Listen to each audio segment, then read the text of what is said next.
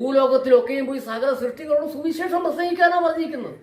അങ്ങനെ സുവിശേഷം പ്രസംഗിക്കാൻ പോകുമ്പോൾ ഇങ്ങനെയുള്ള ഉപദ്രവങ്ങൾ ഉണ്ടാകും. അത് കർത്താവായ യേശുക്രിസ്തു ആ ഉപദ്രവം സഹിച്ചിട്ടുണ്ട്. ആ ഉപദ്രവം സഹിക്കേണ്ടി വന്നിട്ടുണ്ട്. ആ ഉപദ്രവം കാരണം യേശു മരിക്കേണ്ടി വന്നിട്ടുണ്ട്. യേശുവിനെ ക്രൂശിൽ തറച്ചു കൊന്നിട്ടുണ്ട്. അതുപോലെ തന്നെ ശിഷ്യന്മാരെ കൊന്നിട്ടുണ്ട്.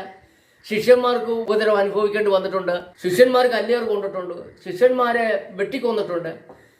ശിഷ്യന്മാരെ ചാട്ടവാറിനടിച്ചിട്ടുണ്ട്. ശിഷ്യന്മാരെ ക്രൂശിൽ തറച്ചിട്ടുണ്ട്. ഇതെല്ലാം ശരിയായ കാര്യമാണ്. അതുകൊണ്ട് യേശു കർത്താവ് പറഞ്ഞു, കൊല്ലുന്നവനെ ഭയപ്പെടരുത്, കൊന്നിട്ട് നരകത്തിൽ തള്ളിക്കളയാൻ കഴിയുന്നവരെ ഭയപ്പെടുന്നതാണ്. ആ ഒരു വീര്യമാണ് ഇന്ന് ദൈവമക്കൾ കേട്ടിരിക്കുന്നത്.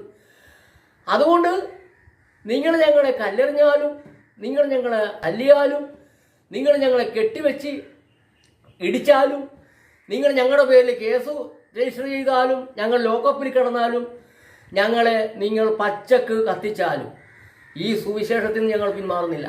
കാരണം എന്തുകൊണ്ടാണ്? ഞങ്ങൾ ഒരു പ്രാവശ്യം മരിക്കത്തുള്ളൂ.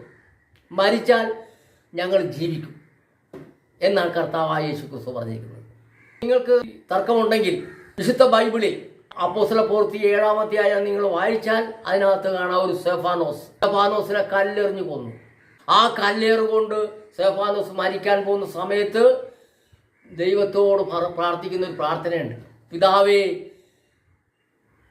ഇവർക്ക് പാപം നിർത്തരുതേ, കാരണം ഇവരോട് ക്ഷമിക്കുവാനാണ് പറയുന്നത്.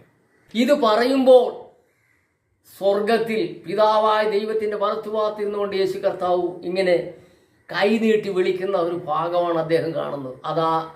ആ കണ്ട ദർശനം അപ്പോസ്തല പ്രവൃത്തി 7-ാം അധ്യായത്തിൽ എഴുതി വച്ചിട്ടുണ്ട്. നിങ്ങൾക്ക് സംശയം ഉണ്ടെങ്കിൽ നിങ്ങൾക്ക് വായിച്ചു നോക്കാം.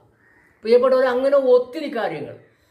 അതുകൊണ്ടാണ് സ്തോത്രം, കൊല്ലുന്നവനെ ഭയപ്പെടരുത്, കൊന്നിട്ട് നരകത്തിൽ തള്ളിക്കളയാൻ കഴിയുന്നവനെ ഭയപ്പെടാനാണ് പറഞ്ഞിരിക്കുന്നത്. അതുകൊണ്ട് പ്രിയപ്പെട്ടവരെ, ഞങ്ങൾക്ക് കിട്ടിയ ആ കൃപയുടെ സ്നേഹമാണ് ഞങ്ങൾ നിങ്ങളോട് വെളിപ്പെടുത്തുന്നത്.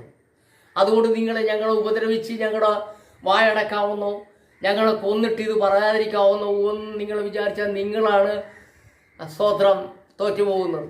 കാരണം ഒരിക്കലും ഇത് തോക്കത്തില്ല. ദൈവത്തിൻ്റെ ശക്തിയും ദൈവത്തിൻ്റെ കൃപയും ദൈവത്തിൻ്റെ സ്നേഹവും ഒരിക്കലും തോറ്റുപോകത്തില്ല. ആ ദൈവത്തിൻ്റെ സ്നേഹവും ദൈവത്തിൻ്റെ കൃപയും ദൈവത്തിൻ്റെ ശക്തിയും അത് വർദ്ധിച്ചുകൊണ്ടിരിക്കും. ലോകത്തിൻ്റെ അവസാനം വരെ ഇതാ നിലനിൽക്കത്തുള്ളൂ. അതുകൊണ്ട് പ്രിയപ്പെട്ട സഹോദരന്മാരെ, നിങ്ങൾ മനസ്സിലാക്കണം, നിങ്ങളെ രക്ഷിക്കുവാൻ വേണ്ടി, നിങ്ങളെ സ്നേഹിച്ചുകൊണ്ട് നിങ്ങൾ നശിച്ചു പോകാതിരിക്കുവാൻ നിങ്ങൾക്ക് വേണ്ടിയാണ് ഞങ്ങൾ ഈ ലോകത്തോട് ഈ സത്യം വിളിച്ചു പറയുന്നത്. ഓരോ രാജ്യങ്ങളും ഓരോ സംസ്ഥാനങ്ങളും